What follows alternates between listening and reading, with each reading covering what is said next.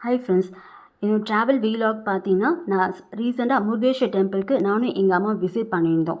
First பார்த்தீங்கன்னா, சென்னையிலேருந்து பெங்களூருக்கு ட்ரெயினில் ட்ராவல் பண்ணினோம். நைட் 8:00 போன ட்ரெயின் பார்த்தீங்கன்னா, நெக்ஸ்ட் டே ஆஃப்டர்நூன் 1:00 தான் நாங்கள் பெங்களூர் ரீச் ஆனோம். ஸோ ரீச் ஆனவே கொஞ்சம் பெங்களூர் ரயில்வே ஸ்டேஷன்லேயே ரெஃப்ரெஷ் பண்ணிக்கிட்டு ஃபுட்டெல்லாம் அங்கேயே லன்ச்லாம் சாப்பிட்டுட்டு அகெயின் பார்த்தீங்கன்னா, பெங்களூர் முருதேஸ்வருக்கு இன்னொரு ட்ரெயின் ஏறினோம். ஸோ பார்த்தீங்கன்னா, அந்த ட்ரெயின் ஆல்மோஸ்ட் ஒரு 6:00 தான் எங்களுக்கு 3:00 நாங்கள் பெங்களூர்லேருந்து ஏறினோம். 6:00 தான் ட்ரெயின் முருதேஸ்வர் ரீச் ஆயிடுச்சு. ஸோ ரயில்வே ஸ்டேஷன்லேருந்து பார்த்தீங்கன்னா 1 கிலோமீட்டர் தான் கோவில் இருக்குது. ஸோ அங்கேயும் அங்கேருந்து ஒரு ஆட்டோ பிடிச்சி அந்த கோவிலுக்கு ரீச் ஆனோம். ரீச் ஆன போய் பார்த்தீங்கன்னா டைம் 6:30 ஆயிடுச்சு. ஸோ 8:00 பார்த்தா நாங்கள் கோயில் வெளியே வந்ததான் லக்கேஜ் சென்டரில் எங்களோட லக்கேஜஸ்லாம் நாங்கள் ரிட்டன் எடுத்துக்க முடியும். அதர்வைஸ் பார்த்தா நெக்ஸ்ட் டே மார்னிங் தான் லக்கேஜ் சென்டர் ஓப்பன் சொல்லிட்டாங்க.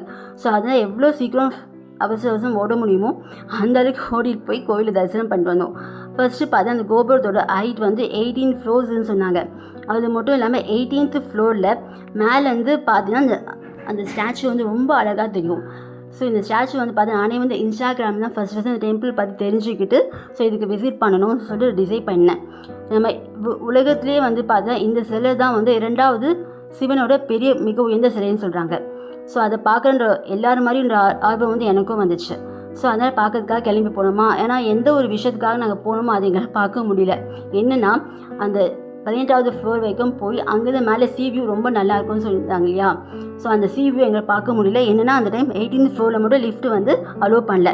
17th ஃப்ளோர் மட்டும் அலோவ் பண்ணிட்டு அங்கேருந்து சின்ன சின்ன ஜன்னல் வழியாக நாங்கள் அது கடலையும் சுற்றி இந்த இடத்தையும் பார்த்துட்டு ஸ்டாச்சுவும் அங்கேருந்து பார்த்துட்டு ஒரு சில ஃபோட்டோஸ் மட்டும் எடுத்துகிட்டு கீழே வந்தோம்.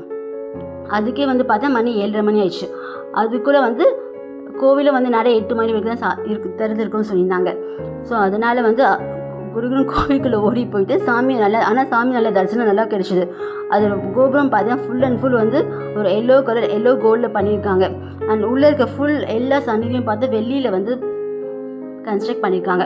ஓவரால் பார்த்தீங்கன்னா செம்மையாக இருந்துச்சு ஃப்ரெண்ட்ஸ். இந்த எக்ஸ்பீரியன்ஸ் பார்த்தீங்கன்னா அங்கே மனசே இல்லாமல் கொஞ்ச நேரம் மட்டும் அங்கே ஸ்பெண்ட் பண்ண முடிஞ்சது அந்த கோவிலில் பார்த்தீங்கன்னா.